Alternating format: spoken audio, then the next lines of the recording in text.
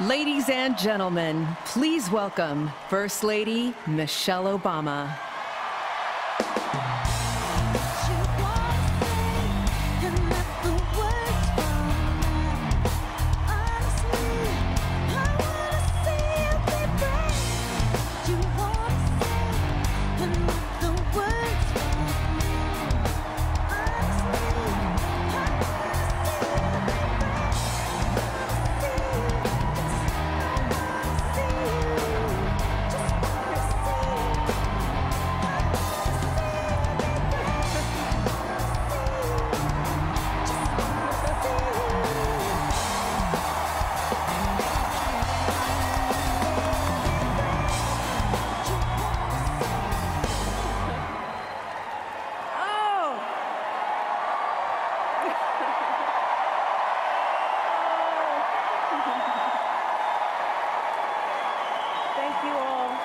Thank you so much.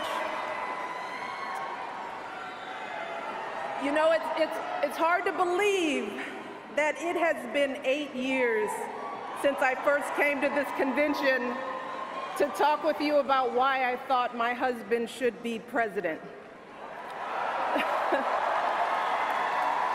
Remember how I told you about his character and conviction, his decency and his grace, the traits that we've seen every day that he served our country in the White House.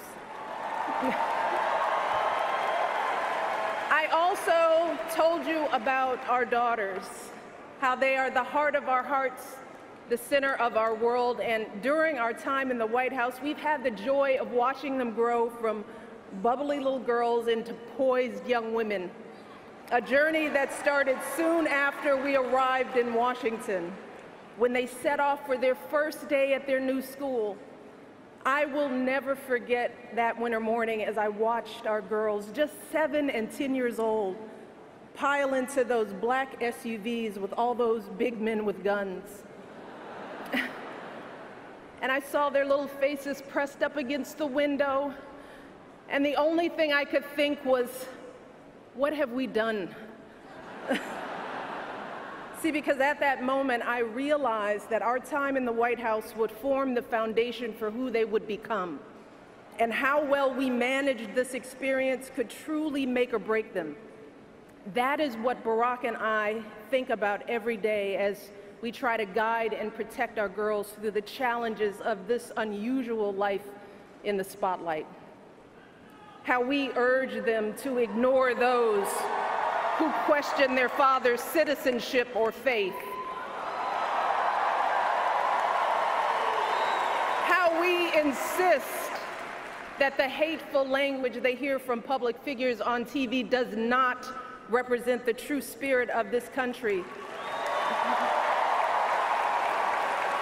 How we explain that when someone is cruel or acts like a bully, you don't stoop to their level.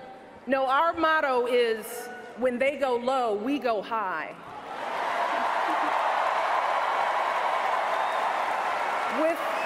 With every word we utter, with every action we take, we know our kids are watching us. We as parents are their most important role models. And let me tell you, Barack and I take that same approach to our jobs as President and First Lady, because we know that our words and actions matter, not just to our girls, but to children across this country. Kids who tell us, I saw you on TV, I wrote a report on you for school. Kids like the little black boy who looked up at my husband, his eyes wide with hope, and he wondered, is my hair like yours?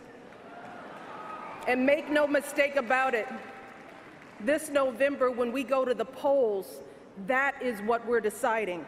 Not Democrat or Republican, not left or right. No, in this election and every election is about who will have the power to shape our children for the next 4 or 8 years of their lives.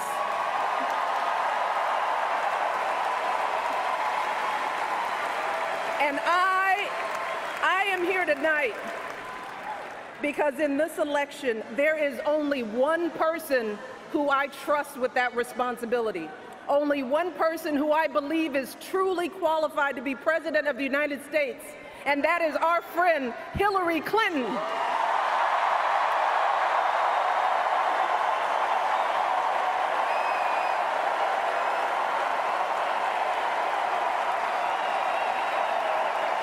That's right. See, I trust Hillary to lead this country because I've seen her lifelong devotion to our nation's children.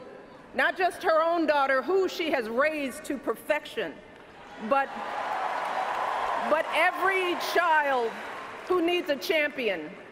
Kids who take the long way to school to avoid the gangs. Kids who wonder how they'll ever afford college. Kids whose parents don't speak a word of English but dream of a better life. Kids who look to us to determine who and what they can be. You see, Hillary has spent decades doing the relentless, thankless work to actually make a difference in their lives. Advocating for kids with disabilities as a young lawyer, fighting for children's health care as First Lady, and for quality child care in the Senate.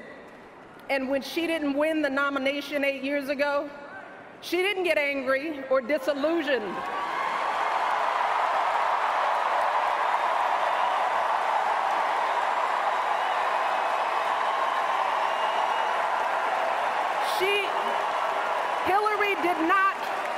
Hillary did not pack up and go home, because as a true public servant, Hillary knows that this is so much bigger than her own desires and disappointments.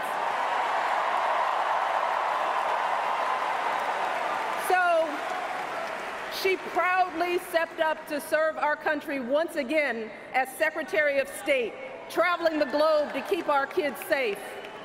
And look, there were plenty of moments when Hillary could have decided that this work was too hard, that the price of public service was too high, that she was tired of being picked apart for how she looks or how she talks or even how she laughs.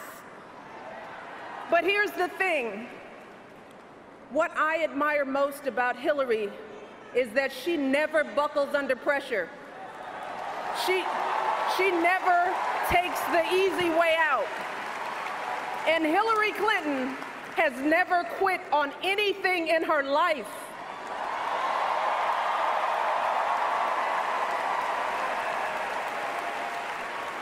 And when I think about the kind of president that I want for my girls and all our children, that's what I want.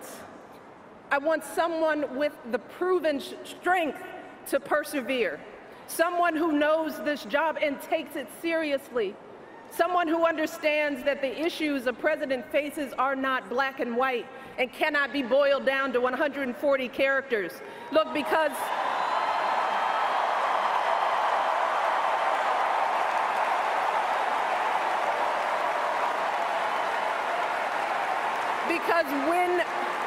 when you have the nuclear codes at your fingertips and the military in your command, you can't make snap decisions. You can't have a thin skin or a tendency to lash out. You need to be steady and measured and well-informed.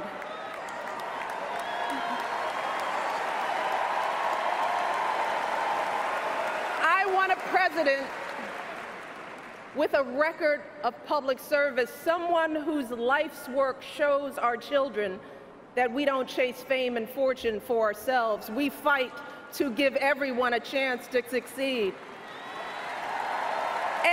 And we give back even when we're struggling ourselves, because we know that there is always someone worse off.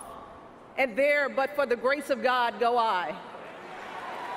I want a president who will teach our children that everyone in this country matters. A president who truly believes in the vision that our founders put forth all those years ago, that we are all created equal, each a beloved part of the great American story. And when crisis hits, we don't turn against each other. No, we listen to each other. We lean on each other. because we are always stronger together.